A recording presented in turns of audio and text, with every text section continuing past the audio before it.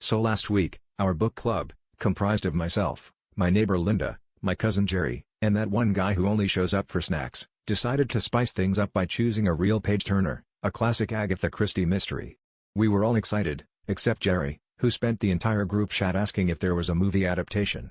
Anyway, the plan was simple: each of us would read to chapter 10 before Sunday, and then we'd meet at my place to discuss our wild theories about the butler.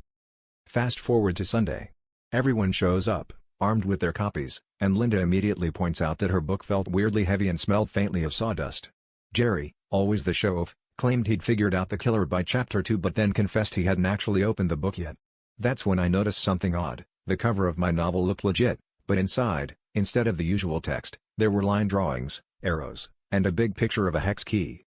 At first, we thought it was some avant-garde literary device, maybe a metaphor for assembling the pieces of a mystery. But as we flipped through, every single page was detailed instructions for constructing a bookcase called morta, which, suspiciously, means murder in Swedish. Linda tried to follow along, but she got stuck at step 4, where the instructions just showed a confused cartoon man holding a plank and frowning at a pile of screws. Jerry, inspired, began theorizing that the butler was actually a disgruntled IKEA employee. After 3 hours, 2 missing screws, and a heated debate over whether we should have used glue, we still had no idea who the murderer was, but we did have a wobbly new bookshelf and a newfound respect for Swedish engineering. So in the end, I guess the real mystery wasn't who done it, but who in our group had the Allen wrench all along. Turns out, the plot thickens every time you tighten it.